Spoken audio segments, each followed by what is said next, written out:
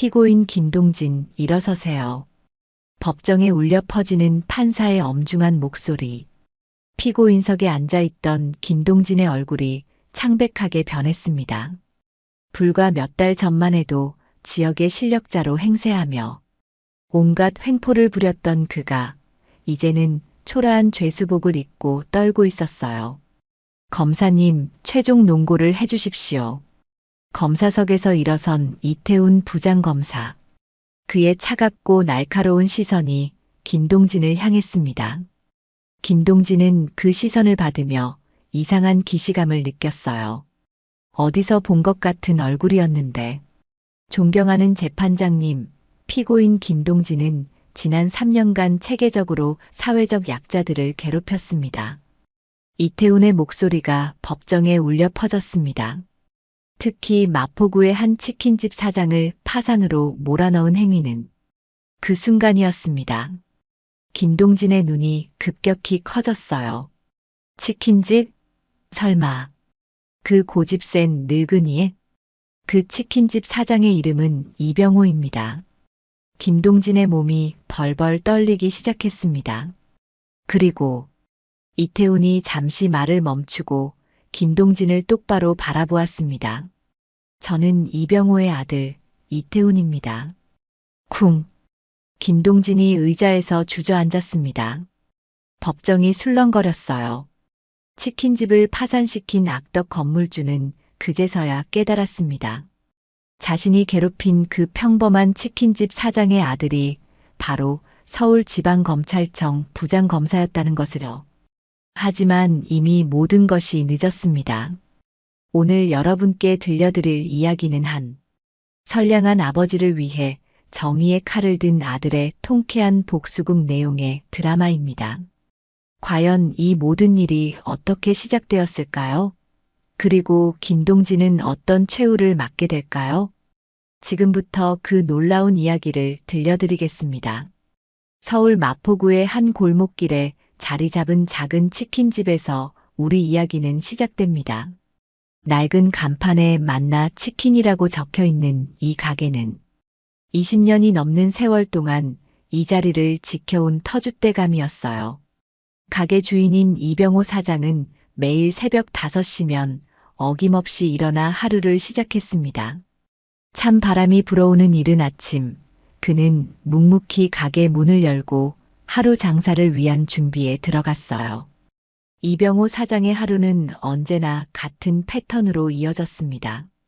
먼저 전날 밤에 손질해둔 닭을 다시 한번 점검하고 튀김옷을 만들기 위한 재료들을 정성스럽게 준비했어요. 그의 손길은 20년의 경험이 녹아든 숙련된 움직임이었습니다. 닭 한 마리 한 마리를 정성스럽게 손질하는 모습에서는 장인의 자부심이 느껴졌죠. 동네 사람들에게 이병호 사장은 그저 친근한 이웃 그 이상이었습니다. 학교에서 돌아오는 아이들에게는 항상 따뜻한 미소로 인사를 건네며 가끔은 간식거리를 챙겨주기도 했어요. 혼자 사는 어르신들에게는 명절 때마다 치킨 한 마리씩을 직접 가져다 드리며 안부를 물었습니다. 가게 앞 좁은 플라스틱 의자에 앉아 동네 소식을 나누는 것이 그의 소소하지만 소중한 일상이었어요. 그런데 올해 들어 이병호 사장의 얼굴에 걱정의 그림자가 스며들기 시작했습니다. 20년 동안 함께해온 건물주 할머니가 돌아가시면서 건물이 새로운 주인에게 넘어갔다는 소식을 들었기 때문이었어요. 새로운 건물주는 김동진이라는 사람으로 부동산 투기로 큰 돈을 번 것으로 소문난 인물이었습니다. 동네 사람들 사이에서는 그가 오면 임대료를 크게 올릴 것이라는 우려의 목소리가 흘러나오고 있었어요. 김동진이 처음 가게에 나타난 것은 어느 쌀쌀한 가을 오후였습니다. 정장을 말끔히 차려입고 비싼 시계를 찬 그의 모습은 소박한 치킨집과는 어울리지 않았어요. 이병호 사장은 정중하게 인사를 드렸지만 김동진의 차가운 눈빛과 오만한 태도에서 불길한 예감을 느꼈습니다. 김동진은 가게를 한 바퀴 돌아보더니 코웃음을 치며 말했어요. 사장님, 이 동네가 많이 발전하고 있죠? 재개발 얘기도 나오고 있고요. 임대료도 현실화해야 할 때가 온 것 같은데요. 이병호 사장의 가슴이 철렁 내려앉았습니다. 현재 월세도 빠듯하게 내고 있는 상황에서 임대료 인상은 곧 폐업을 의미하는 것이나 다름없었거든요. 그는 떨리는 목소리로 답했어요. 건물주님, 저희가 20년 넘게 성실하게 장사해왔습니다. 조금만 참작해 주시면. 하지만 김동진은 냉소적인 미소를 지으며 계속해서 압박을 가했습니다. 사장님, 저도 사업하는 사람이에요. 감정으로 하는 게 아니라 숫자로 하는 거거든요. 다른 상가들도 다 올리고 있어요. 시세에 맞춰야죠. 한 달 안에 결정해 주세요. 그날 밤 이병호 사장은 잠을 이루지 못했습니다. 침대에 누워서도 계속해서 뒤척이며 고민에 빠졌어요. 20년 동안 피와 땀으로 쌓아온 모든 것이 한순간에 무너질 수 있다는 공포가 그를 짓눌렀습니다. 아내가 세상을 떠난 후 홀로 키워낸 아들을 생각하며 눈물을 삼켰어요. 아들에게는 짐이 되고 싶지 않았거든요. 며칠 후 김동진이 다시 찾아왔을 때 그는 더욱 공격적이고 노골적이었습니다. 임대료를 기존의 2배로 올리겠다고 통보했어요. 이병호 사장이 어려운 사정을 호소했지만 김동진은 비웃기만 했습니다. 사정은 저도 마찬가지예요. 장사가 안 되면 다른 곳으로 가시면 되잖아요. 이 동네에 치킨집이 하나 없어진다고 세상이 망하는 것도 아니고요. 결국 이병호 사장은 눈물을 머금고 가게 문을 닫을 수밖에 없었습니다. 20년간의 추억이 담긴 간판을 내리는 그날, 동네 사람들이 하나둘 나와 위로의 말을 건넸어요. 아이들은 울먹이며 아저씨, 어디 가세요? 라고 물었고 어르신들은 안타까운 마음을 감추지 못했습니다. 하지만 이병호 사장의 마음은 이미 무너져 내린 후였어요. 이병호 사장이 가게를 정리하는 모습을 멀리서 지켜보던 한 남자가 있었습니다. 바로 그의 아들 이태훈이었어요. 이태훈은 아버지가 자신에게 연락하지 않은 이유를 너무나 잘 알고 있었습니다. 항상 독립적이고 자존심이 강했던 아버지의 성격을 누구보다 잘 알고 있었거든요. 하지만 그렇기 때문에 더욱 마음이 아팠습니다. 이태훈은 서울지방검찰청에서 부장검사로 일하고 있었습니다. 냉철한 판단력과 치밀한 수사 능력으로 정평이 나 있는 그는 특히 부정부패 척결에 있어서는 누구보다 열정적이고 철저한 것으로 유명했어요. 동료들 사이에서는 얼음 검사라는 별명으로 불릴 정도로 차가운 외모와 냉정한 성격의 소유자였지만 내면에는 따뜻한 마음을 지니고 있었습니다. 특히 사회적 약자들에 대한 연민과 정의감이 남달랐어요. 아버지를 찾아간 이태훈은 평생 처음 보는 초라하고 무기력한 아버지의 모습에 가슴이 미어졌습니다. 언제나 당당하고 자신감 넘쳤던 아버지가 어깨를 축 늘어뜨린 채 앉아있는 모습이 너무나 안타까웠어요. 평생을 성실하게 살아온 아버지가 한순간에 모든 것을 잃게 된 상황이 억울하기 그지없었습니다. 아버지, 왜 연락을 안 하셨어요? 이런 일이 생겼으면 말씀하셨어야죠. 이병호 사장은 아들 앞에서도 담담한 척 하려고 애썼지만 이태훈의 예리한 눈빛은 아버지의 속마음을 꿰뚫어보고 있었습니다. 오랜 법정 경험으로 단련된 그의 관찰력은 아버지의 억눌린 분노와 절망, 그리고 깊은 상처를 놓치지 않았어요. 아버지의 떨리는 손과 침침해진 눈빛에서 지난 몇 달간의 고통이 고스란히 느껴졌습니다. 괜찮다, 태훈아. 이제 나이도 많이 먹었고 좀 쉬어야지. 너까지 신경 쓸 일은 아니야. 하지만 이태훈은 아버지의 거짓말을 단번에 알아챘습니다. 손등의 굳은 살과 어깨의 굽은 모습이 20년간의 노고를 말해주고 있었거든요. 무엇보다 아버지의 떨리는 목소리와 피해가려는 시선에서 억울함과 분노가 배어나오고 있었어요. 평생을 남에게 피해주지 않고 성실하게 살아온 아버지가 이런 부당한 대우를 받는 것이 도저히 납득이 가지 않았습니다. 이태우는 아버지와 함께 저녁을 먹으며 자세한 상황을 들었습니다. 김동진이라는 건물주가 어떻게 나타나서 어떤 식으로 압박을 가했는지, 그 과정에서 아버지가 얼마나 절망적이었는지를 듣고 있자니 분노가 치밀어 올랐어요. 하지만 겉으로는 차분함을 유지하며 아버지를 위로했습니다. 그날 밤 이태우는 김동진에 대해 조사하기 시작했습니다. 검찰 내부 데이터베이스를 뒤져보니 김동진의 이름이 여러 의혹 사건들과 연결되어 있었어요.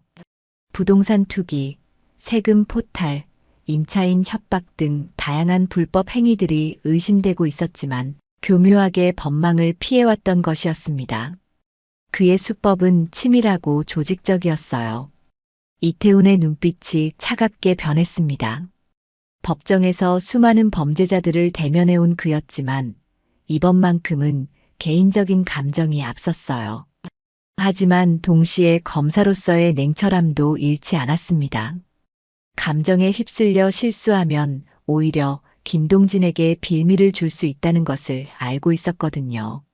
이런 악질들을 상대할 때는 더욱 완벽하고 치밀해야 한다는 것이 그의 신념이었습니다. 다음 날 이태우는 평소보다 일찍 검찰청에 출근했습니다. 그의 책상 위에는 김동진과 관련된 자료들이 차곡차곡 쌓여 있었어요. 부정부패를 척결해온 그의 풍부한 경험과 노하우가 이제 아버지를 위해 발휘될 차례였습니다. 동료들은 이태훈의 달라진 모습을 눈치챘지만 아무도 그 이유를 묻지 않았어요. 평소에도 과묵했던 그였지만 오늘은 특히 더 집중해 보였거든요. 이태훈은 마음속으로 다짐했습니다. 아버지가 당한 억울함을 반드시 풀어드리겠다고, 그리고 김동진 같은 악질들이 더 이상 선량한 사람들을 괴롭히지 못하도록 하겠다고 말이에요. 정의는 늦을 수 있지만 절대 오지 않는 법은 없다는 것을 보여주겠다고 다짐했습니다. 이태우는 매우 신중하게 수사 계획을 세웠습니다. 성급하게 움직이면 김동진이 증거를 인멸하거나 더 교묘한 방법으로 도피할 가능성이 있었거든요. 그는 믿을 만한 동료인 박서현 수사관을 조용히 불러 상황을 상세히 설명했어요. 박서현은 이태훈과 함께 수많은 사건을 해결해온 든든한 파트너였습니다. 박서현은 서울지검에서 손꼽히는 실력자였습니다. 현장 수사와 자료 분석에 탁월한 능력을 보이는 그녀는 특히 복잡한 경제범죄 수사에 뛰어난 실력을 발휘했어요. 이태훈의 설명을 들은 박서현은 즉시 의분을 표하며 수사에 동참하겠다고 나섰습니다. 부장님, 이런 악질들을 그냥 놔둘 수는 없죠. 사회적 약자들을 괴롭히는 이런 인간들이야말로 우리가 반드시 잡아야 할 대상이에요. 제가 현장 조사부터 철저하게 시작해 보겠습니다. 박서현은 먼저 이병호 사장의 치킨집 주변을 돌아다니며 상황을 파악했어요. 평범한 시민으로 위장하여 동네 상인들과 자연스럽게 대화를 나누면서 김동진의 행태에 대한 정보를 수집했습니다. 놀랍게도 이병호 사장만이 피해자가 아니었어요. 김동진의 횡포는 상상을 초월했습니다. 인근의 다른 상가들도 비슷한 피해를 당하고 있었습니다. 갑작스러운 임대료 인상, 협박성 퇴거 요구, 계약서 조작, 심지어는 폭력배를 동원한 협박까지 김동진의 악행은 끝이 없었어요. 하지만 대부분의 상인들이 법적 대응을 포기한 상태였습니다. 경제적 여유가 없고 법적 지식도 부족한 그들에게는 김동진과 맞서 싸우는 것이 불가능해 보였거든요. 돈도 없고 시간도 없는데 어떻게 싸워요? 변호사 비용만 해도 장사 몇 년치 수익이에요. 그냥 참고 사는 게 낫죠. 어차피 우리 같은 사람들이 이길 수 있겠어요? 상인들의 체념 섞인 말에서 박서현은 사회적 약자들이 겪는 현실을 다시 한번 절감했습니다. 하지만 동시에 더 큰 분노도 느꼈어요. 이런 부조리가 계속되어서는 안 된다는 의지가 더욱 강해졌습니다. 그녀는 상인들에게 희망을 주고 싶었지만 아직은 신중하게 접근해야 할 때였어요. 한편 김동진은 자신에 대한 수사가 시작된 줄도 모르고 계속해서 악행을 저질러 가고 있었습니다. 그는 지역 정치인인 조영태와 정기적으로 만나 정보를 주고받고 있었어요. 조영태는 지역구의 개발 계획과 관련된 내부 정보를 김동진에게 미리 알려주고 김동진은 그 대가로 정치 자금을 지원하는 구조였습니다. 이런 유착 관계는 오랫동안 지속되어 왔어요. 이태훈과 박서현은 이런 정황을 포착하기 시작했습니다. 김동진의 휴대폰 통화 기록과 계좌 이체 내역을 분석하면서 의혹의 고리들이 하나씩 연결되고 있었어요. 특히 조영태와의 관계는 단순한 건물주 횡포를 넘어서는 정치적 부패의 가능성을 시사하고 있었습니다. 박서현이 수집한 자료들을 검토하던 이태훈은 놀라지 않을 수 없었습니다. 김동진의 범죄는 체계적이고 지능적이었어요. 법적 허점을 교묘히 이용하면서도 정치적 후원을 통해 자신을 보호하고 있었습니다. 또한 그의 범죄 네트워크는 생각보다 훨씬 광범위했어요. 이 정도면 단순한 임대료 분쟁이 아니네요. 조직적인 부정부패 사건입니다. 게다가 정치권까지 연루되어 있어요. 박서현의 말에 이태훈은 고개를 끄덕였습니다. 아버지의 억울함을 풀어드리려던 개인적인 복수가 사회 정의를 실현하는 공적인 임무로 확장되고 있었어요. 이태훈은 더욱 신중하게 접근해야 한다고 판단했습니다. 상대가 만만치 않은 것을 깨달았거든요. 박서현의 치밀하고 끈질긴 수사는 드디어 결정적인 성과를 거두었습니다. 김동진의 회계사무소에서 나온 내부 고발자를 통해 탈세 증거를 확보한 것이었어요. 회계사무소에서 오랫동안 일해온 이 직원은 김동진의 비리를 더 이상 참을 수 없어서 양심 고발을 결심했습니다. 그가 가져온 자료는 충격적이었어요. 김동진이 임대료 수입을 축소 신고하고 가공의 비용을 계상해 세금을 포탈한 정황이 명확히 드러났습니다. 뿐만 아니라 유령 회사를 만들어 부동산 거래를 조작하고 차명 계좌를 이용해 자금을 은닉한 사실도 확인되었어요. 부장님, 이거 봐주세요. 김동진이 지난 3년간 탈세한 금액이 10억 원이 넘어요. 그리고 이건 빙산의 일각일 가능성이 높습니다. 박서현이 건넨 자료를 검토하던 이태훈의 눈빛이 번뜩였습니다. 탈세만으로도 충분히 기소할 수 있는 수준이었어요. 하지만 그는 더 큰 그림을 그리고 있었습니다. 조영태와의 연결고리까지 확실히 밝혀내야 진정한 정의를 실현할 수 있다고 생각했거든요. 그때 김동진 측에서도 불길한 움직임이 포착되었습니다. 누군가 자신들을 조사하고 있다는 것을 눈치챈 김동진이 조영태에게 급히 도움을 요청한 것이었어요. 조영태는 즉시 지검장에게 연락을 취했습니다. 그의 목소리에는 노골적인 압박감이 담겨 있었어요. 지검장님, 요즘 우리 지역에서 과도한 수사가 진행되고 있다고 들었습니다. 이 사건이 너무 커지면 지역 경제에 악영향을 미칠 수 있어요. 적당히 마무리하는 게 좋겠어요. 하지만 이태훈의 의지는 굽히기 어려웠습니다. 그는 지검장을 찾아가 자신의 입장을 분명하고 단호하게 밝혔어요. 법과 원칙에 따라 수사를 진행하겠다는 의지를 표명한 것이었습니다. 지검장님, 법 앞에 예외는 없습니다. 증거가 명확한데 수사를 중단할 이유가 없어요. 오히려 이런 사건일수록 더 철저히 수사해야 하지 않겠습니까? 지검장은 이태훈의 강직함을 알고 있었지만 정치적 압력도 무시할 수 없는 상황이었습니다. 결국 타협안을 제시했어요. 수사는 계속하되 신중하게 진행하라는 것이었습니다. 하지만 이태훈에게는 그것만으로도 충분했어요. 이런 상황에서 박서현이 또 다른 결정적 증거를 발견했습니다. 김동진과 조영태가 주고받은 정치자금의 흔적이었어요. 계좌 추적을 통해 김동진이 조영태의 정치 후원회에 거액을 기부한 사실이 확인되었습니다. 더욱 놀라운 것은 그 시기가 개발 정보가 유출된 시점과 정확히 일치한다는 점이었어요. 이제 연결고리가 완성되었네요. 김동진은 탈세와 정치자금법 위반으로, 조영태는 정치자금법 위반과 직권남용으로 기소할 수 있어요. 이태우는 박서현의 보고를 들으며 깊은 만족감을 느꼈습니다.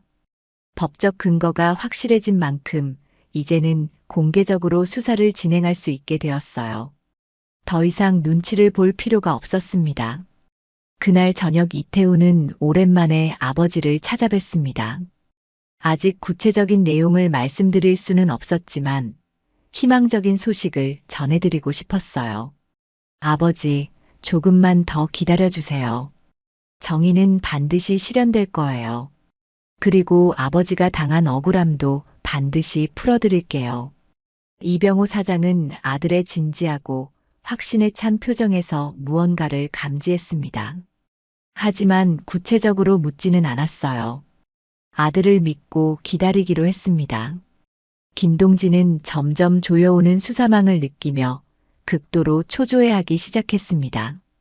회계사무소에서 자료가 유출되었다는 소식을 들은 후 그는 급히 증거인멸에 나섰어요. 중요한 서류들을 파기하고 관련 증인들에게 압력을 가하기 시작했습니다. 입 단속 잘하세요. 괜한 소리 했다가는 모두 다 망가져요. 이해하시겠어요? 김동진의 협박에 직면한 사람들은 두려움에 떨었습니다. 하지만 박서현은 이미 핵심 증거들을 확보한 후였어요. 김동진의 증거인멸 시도는 오히려 추가적인 범죄 혐의만 만들어줄 뿐이었습니다. 증거인멸죄와 협박죄까지 추가될 상황이었어요. 한편 조영태는 더욱 적극적이고 노골적으로 정치적 압력을 행사했습니다. 국정감사를 빌미로 검찰 수뇌부에 압력을 가했어요. 지역 발전을 위해 과도한 수사는 자제해달라는 요구였습니다. 그의 압력은 상당히 구체적이고 직접적이었어요. 이런 압력이 거세지자 검찰 내부에서도 의견이 갈리기 시작했습니다. 일부는 정치적 파장을 우려하며 수사 축소를 주장했고, 다른 일부는 법과 원칙을 지켜야 한다고 맞섰어요. 이태우는 이런 상황에서도 전혀 흔들리지 않았습니다. 압력이 거세다는 것은 우리가 핵심을 찌르고 있다는 뜻입니다. 더욱 철저하고 치밀하게 수사해야 해요. 이럴 때일수록 원칙을 지켜야 합니다. 하지만 내부의 압력도 만만치 않았습니다. 상급자들로부터 신중하게 처리하라는 지시가 계속 내려왔어요. 심지어 일부 동료들도 이태훈의 과도한 의혹을 우려하는 시선을 보내기 시작했습니다. 조직 내에서 고립되어 가는 느낌이었어요. 그런 어느 날 이태훈은 아버지와 깊은 대화를 나누게 되었습니다. 오랜만에 함께 저녁을 먹으며 서로의 마음을 터놓고 이야기했어요. 아버지는 아들의 어려운 상황을 직감하고 있었습니다. 태훈아, 너 때문에 괜한 고생하는 것은 아니지? 아버지 일로 내가 곤란해지면 안 되는데. 아버지의 걱정스러운 목소리에 이태훈은 마음이 아팠습니다. 하지만 동시에 더욱 확고한 의지를 다지게 되었어요. 아버지만이 아니라 수많은 사회적 약자들을 위해서라도 이 일을 끝까지 해내야 한다고 생각했습니다. 아버지, 제가 검사가 된 이유가 뭔지 아세요? 바로 이런 순간을 위해서예요. 정의를 실현하고 약자를 보호하기 위해서 검사가 된 거거든요. 이태훈의 단호하고 확신에 찬 말에 이병호 사장은 더 이상 아무 말도 하지 않았습니다. 아들의 결의를 느꼈기 때문이에요. 그날 밤 이태훈은 새로운 각오로 수사에 임하기로 했습니다. 박서현도 이태훈의 의지에 깊이 감화되어 더욱 열정적으로 수사에 매진했습니다. 두 사람의 팀워크는 그 어느 때보다 완벽했어요. 김동진과 조영태의 커넥션을 완전히 밝혀내기 위한 마지막 퍼즐 조각들을 찾아 나섰습니다. 압력이 거셀수록 더 더욱 치밀하게 준비했어요. 마침내 결정적인 순간이 찾아왔습니다.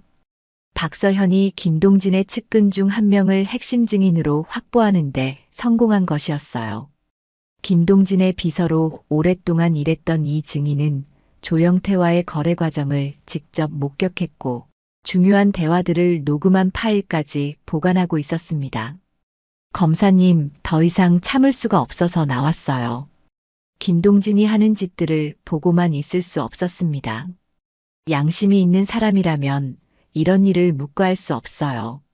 증인의 증언은 충격적이었습니다. 김동진과 조영태가 지역 개발 정보를 미리 공유하고 그에 따라 부동산을 매입한 후 막대한 이익을 얻은 과정이 상세히 기록되어 있었어요. 또한 선거 때마다 거액의 정치자금이 은밀히 전달된 정황도 확인되었습니다. 녹음 파일에는 둘의 적나라한 대화가 담겨 있었어요. 이 결정적 증거를 확보한 이태우는 본격적인 수사에 착수했습니다. 더 이상 조용히 진행할 이유가 없었어요. 검찰청 수사팀을 꾸려 김동진의 사무실과 자택을 동시에 압수수색했습니다. 새벽 6시에 시작된 압수수색은 철저하고 체계적으로 진행되었어요. 김동진은 갑작스러운 수사에 크게 당황했습니다. 중요한 서류들은 이미 파기했다고 생각했는데 예상치 못한 곳에서 증거들이 발견되기 시작했어요. 특히 개인 금고에 보관되어 있던 조영태와의 계약 서류들은 결정적인 증거였습니다. 이건 합법적인 정치 후원입니다. 문제될 게 없어요. 이 수사는 정치적 탄압이에요. 김동진의 변명에도 불구하고 압수수색은 계속되었습니다. 이태우는 현장에서 직접 지휘하며 빠짐없이 증거를 수집했어요. 그의 치밀함과 전문성에 김동진도 점점 초조해졌습니다. 한편 조영태는 김동진의 체포 소식을 듣고 크게 동요했습니다. 자신에게도 수사의 손길이 뻗칠 것이라는 불안감에 휩싸였어요. 그는 급히 변호사를 찾아가 대응 방안을 논의했습니다. 어떻게든 선을 그어야 해요. 김동진과는 단순한 정치 후원 관계일 뿐이라고 주장해야 합니다. 절대 다른 것은 인정하면 안 돼요. 하지만 이미 너무 많은 증거가 확보된 상태였습니다. 조영태의 해명으로는 설명할 수 없는 정황들이 속속 드러나고 있었어요.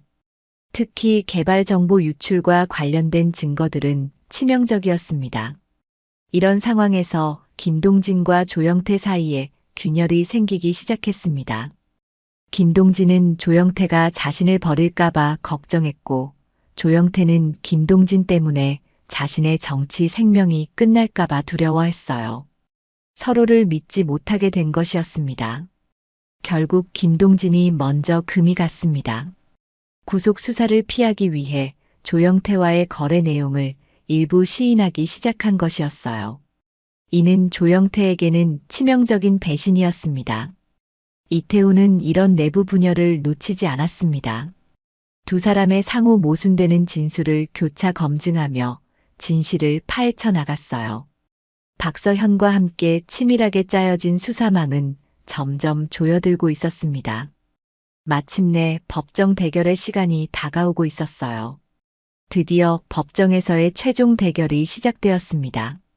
이태우는 공판 검사로 직접 법정에 섰어요. 그동안 수집한 모든 증거를 바탕으로 김동진과 조영태의 범죄를 낱낱이 폭로할 계획이었습니다. 법정은 연일 관심을 끄는 사건으로 많은 방청객들로 가득 찼어요. 첫 번째 공판에서 이태우는 김동진의 탈세 혐의부터 차근차근 입증해 나갔습니다. 회계 자료와 증인 진술을 통해 10억 원이 넘는 탈세 사실을 명확히 밝혀냈어요.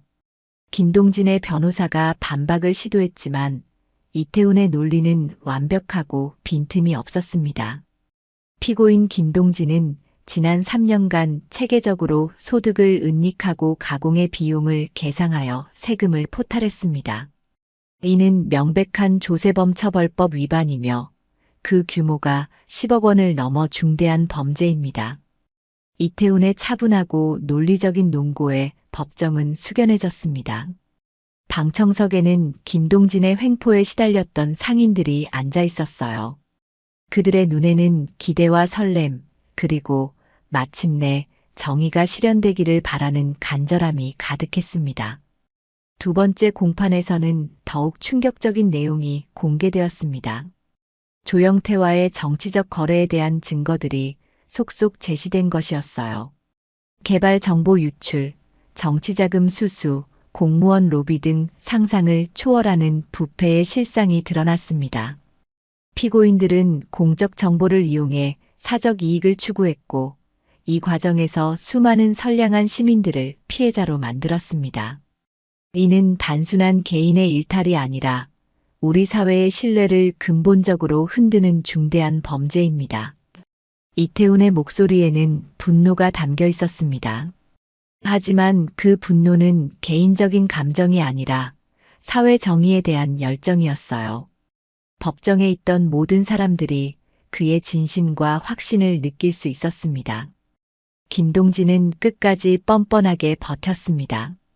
자신의 행위가 일반적인 사업 관행이었다고 주장하며 법적 책임을 부인했어요. 하지만 이태훈이 제시하는 명확한 증거들 앞에서 그의 변명은 설득력을 잃어갔습니다. 피고인이 말하는 일반적인 사업 관행이란 것이 바로 우리 사회의 적폐입니다. 이런 관행을 바로잡고 법의 정의를 실현하는 것이 바로 사법부의 역할입니다. 조영태는 김동진과는 다른 전략을 택했습니다. 일부 혐의는 인정하면서도 선처를 호소하는 것이었어요. 하지만 이태훈은 그런 꼼수를 허용하지 않았습니다. 증거는 증거였고 법은 법이었거든요. 마지막 변론에서 이태훈은 이병호 사장의 이야기를 들려주었습니다. 20년간 성실히 일해온 한 시민이 어떻게 하루아침에 모든 것을 잃게 되었는지, 그 과정에서 피고인들이 어떤 역할을 했는지를 생생하고 감동적으로 묘사했어요. 이병호 사장은 우리 주변에서 흔히 볼 수 있는 평범한 시민입니다. 성실하게 일하고 세금을 내고 이웃과 더불어 살아가는 선량한 사람이에요. 하지만 피고인들의 탐욕 때문에 모든 것을 잃었습니다. 이것이 과연 정당한가요? 판사는 이태훈의 논고를 듣고 깊은 인상을 받았습니다. 증거의 명확성과 논리의 정연함, 그리고 무엇보다 정의에 대한 확고한 신념이 느껴졌기 때문이에요. 마침내 판결의 순간이 다가왔습니다. 판결의 날, 법정은 긴장감으로 가득했습니다. 이태훈은 차분한 표정으로 앉아 있었지만 마음속으로는 아버지를 생각하고 있었어요. 이 순간이 아버지의 억울함을 풀어드리는 순간이 될 것이라는 확신이 있었습니다. 방청석에는 이병호 사장을 비롯해 동네 상인들과 많은 시민들이 앉아 있었어요. 판사가 엄숙한 표정으로 판결문을 읽기 시작했습니다. 김동진에게는 징역 3년과 벌금 15억 원이 선고되었어요. 조영태에게도 징역 2년과 함께 공민권 정지 5년 처분이 내려졌습니다. 두 사람 모두 법정에서 바로 구속되었어요. 피고인들의 행위는 단순한 개인의 일탈이 아니라 사회 전체의 신뢰를 무너뜨리는 중대한 범죄입니다. 특히 사회적 약자들을 대상으로 한 범죄는 더욱 엄중하게 처벌해야 마땅합니다. 판사의 엄중한 판결에 방청석에서는 박수가 터져나왔습니다. 그동안 김동진의 횡포에 시달렸던 상인들이 마침내 정의가 실현되는 순간을 목격한 것이었어요. 이병호 사장의 눈에는 눈물이 글썽였습니다. 김동진은 끝까지 불복하겠다고 소리쳤지만 이미 승부는 끝난 상태였습니다. 조영태는 고개를 숙인 채 체념한 듯 법정을 나섰어요. 한때 지역의 실력자였던 두 사람의 몰락은 많은 이들에게 교훈을 주었습니다. 이태훈은 법정을 나서며 깊은 안도감과 성취감을 느꼈습니다. 아버지의 억울함이 마침내 풀렸다는 생각에 가슴이 뿌듯했어요. 하지만 동시에 겸손함도 잃지 않았습니다. 이것은 끝이 아니라 새로운 시작이라고 생각했거든요. 며칠 후 이병호 사장은 동네 사람들의 도움과 성원으로 작은 식당을 다시 열 수 있게 되었습니다. 김동진으로부터 받은 배상금과 주민들의 따뜻한 마음이 큰 힘이 되었어요. 새로운 시작을 축하하는 개업식에는 많은 사람들이 참석했습니다. 이태훈도 아버지의 개업식에 참석했습니다. 오랜만에 보는 아버지의 밝고 희망찬 모습에 마음이 따뜻해졌어요.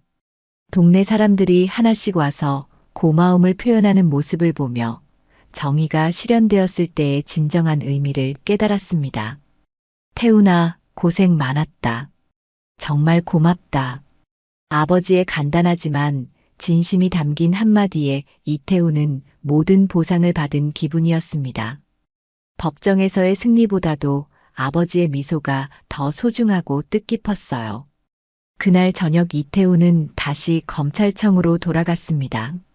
책상 위에는 새로운 사건 파일들이 쌓여 있었어요.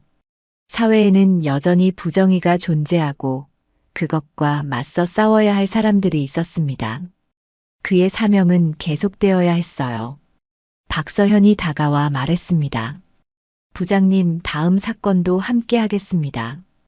오늘의 승리가 더 큰 정의를 위한 시작이었으면 좋겠어요. 이태훈은 미소를 지으며 고개를 끄덕였습니다. 정의를 향한 그들의 여정은 계속될 것이었어요. 아버지의 치킨집에서 들려오는 웃음소리와 감사 인사를 생각하며 이태훈은 새로운 각오와 희망으로 일에 매진했습니다. 치킨집을 파산시킨 악덕 건물주는 결국 몰랐습니다. 사장님의 아들이 서울지방검찰청 부장검사였다는 것을 말이에요. 하지만 더 중요한 것은 정의는 누가 실현하든 언제 실현되든 반드시 승리한다는 영원한 진실이었습니다. 그리고 때로는 가장 예상치 못한 곳에서 희망이 찾아온다는 것을 보여주는 감동적인 이야기였습니다.